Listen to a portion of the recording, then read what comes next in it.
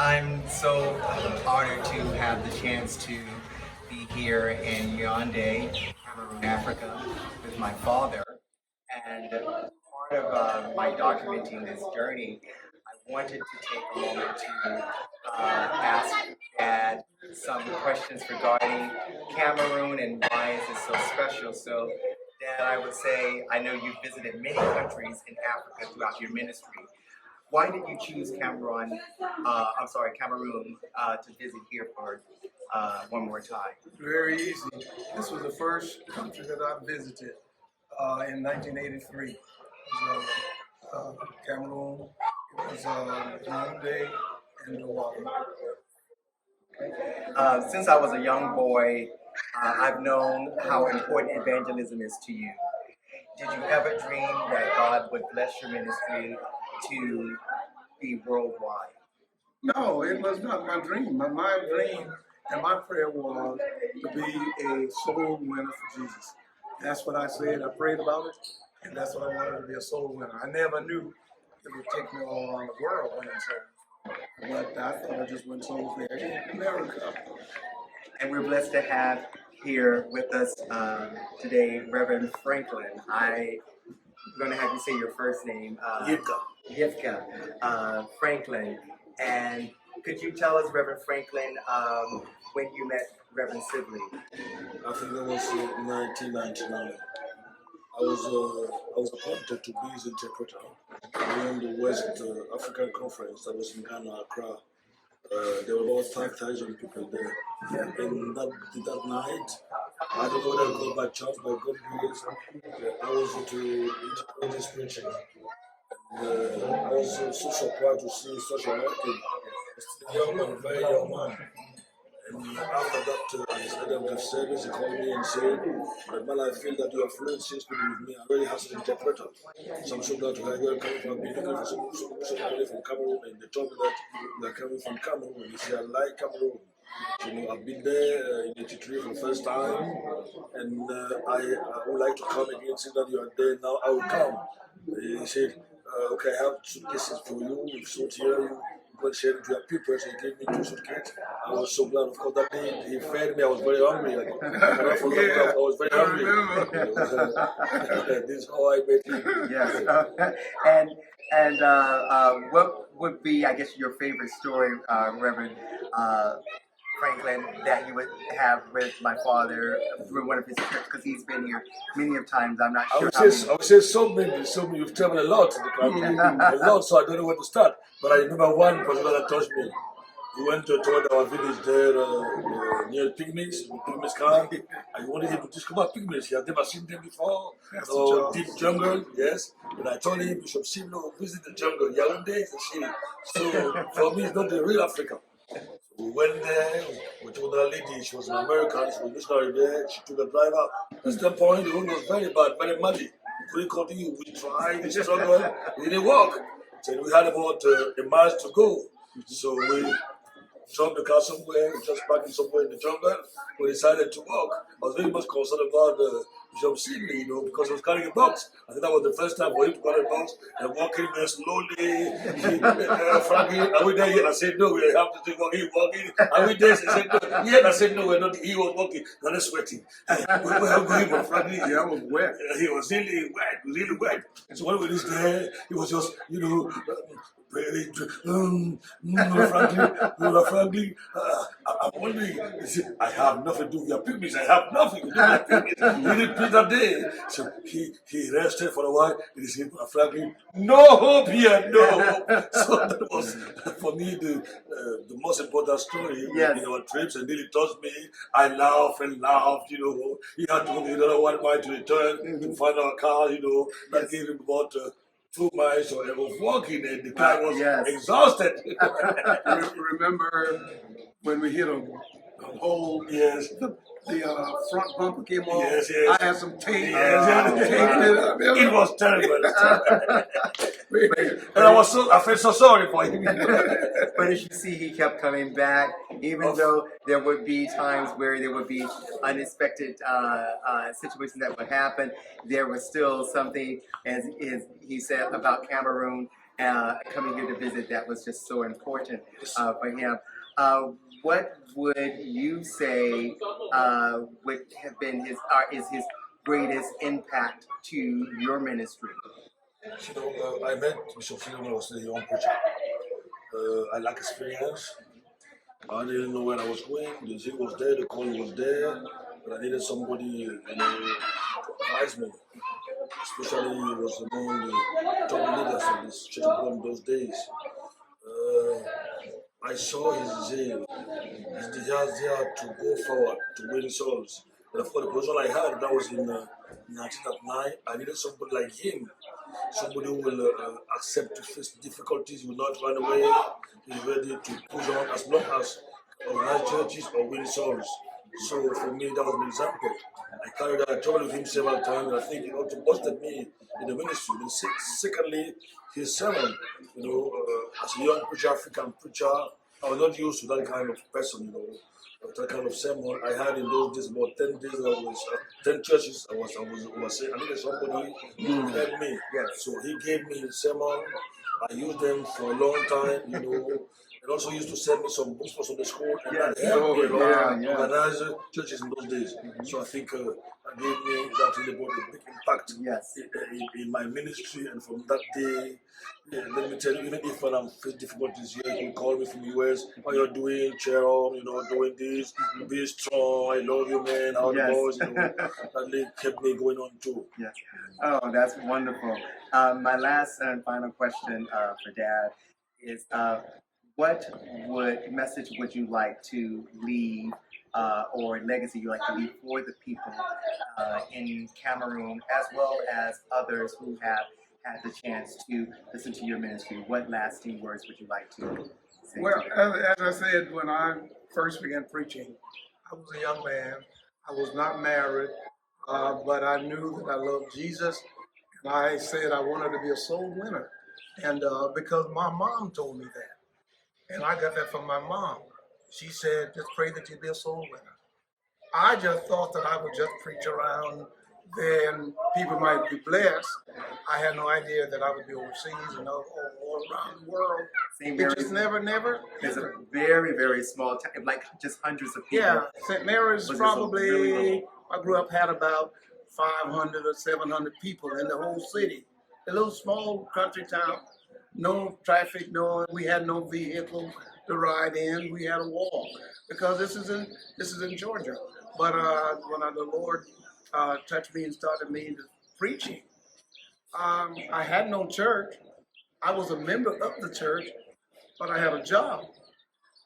So I was driving a truck to haul trash and dump it out, and I had the third shift. That means I work from 12 in the night to 7 in the morning.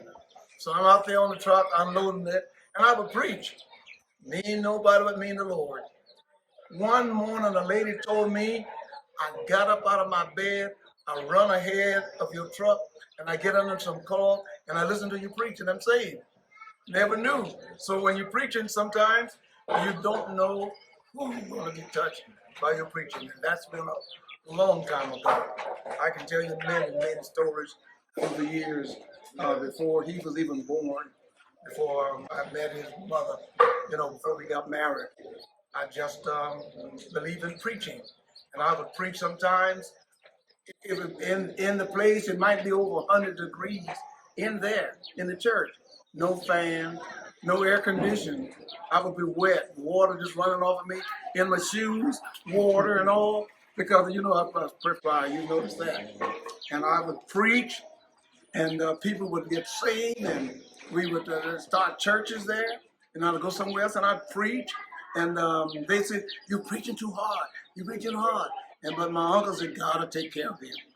Let him preach, God will take care of him.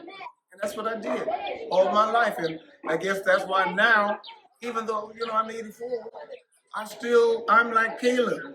Caleb asked Joshua, give me that mountain. He wanted the biggest and the baddest mountain there was. He knew giants were up there, and that's why he wanted it. And I feel like Caleb. Lord, give me this mountain. Amen. Well, Reverend Franklin, I truly appreciate your hospitality, your family's hospitality, your church for allowing us to come into your home and to your ministry in this country. And of course, Dad, I'm so appreciative to have this chance to be with you on this trip here. And as I said, I hope that this will be a blessing not only to those that have had Bishop Sibley's sermons and listened to them over the years, but to anyone that's listening, that this will be a blessing to you. Thank you. Thank you. Raise those hands high. Lift those hands up like you want him to come in. Father, he's asking you, and you will not turn him away. Touch him now in the name of Jesus. Use him now in the name of Jesus. Pray.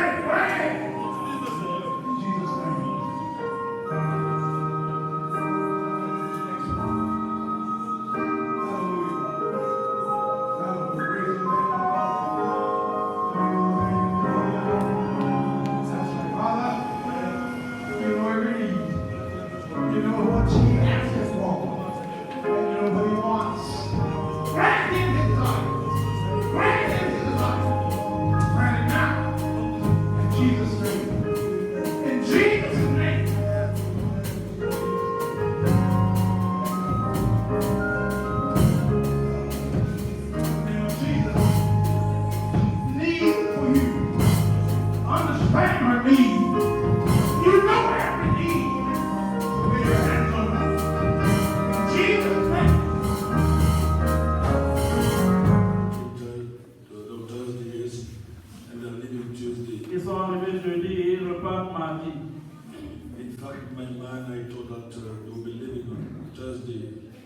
Dans mon esprit, je pensais qu'il devait quitter aussi jeudi. When we discussed a bit yesterday during lunchtime, I thought that we'll be leaving Thursday. Pendant qu'on prenait le repas et on échangeait, je pensais qu'il devait quitter jeudi. And I tried to organize a visit to another church for them, not very far from Yaounde. Et j'ai essayé d'organiser, de planifier des visites dans quelques églises aux environs de Yaoundé. Bishop Sibley is now an old man, he has retired, so I'm very much concerned about his health, about what he's doing. Le pasteur Sibley aujourd'hui à la retraite, il est un vieil homme maintenant et je me soucie aussi de sa santé, de comment il se porte. He was a very strong and powerful man. Je n'ai connu qu'elle était un jeune et un homme puissant et fort. That is about 24 years ago. Exactly.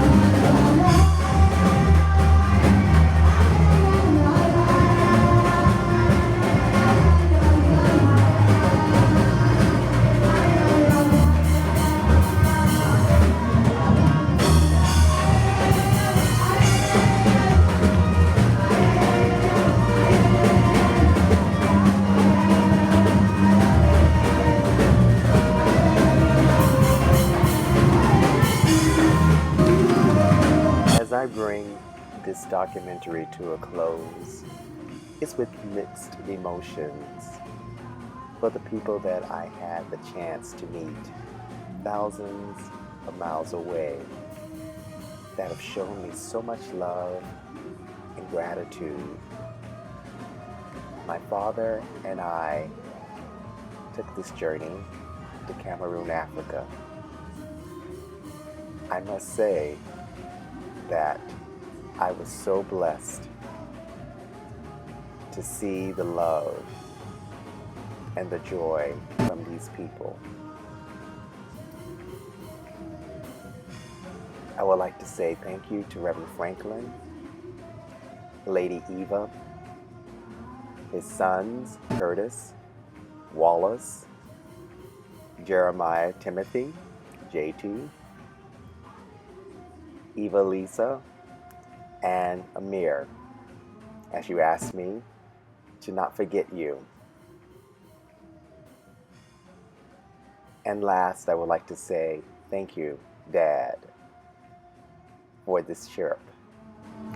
It's with so many emotions, and I love you.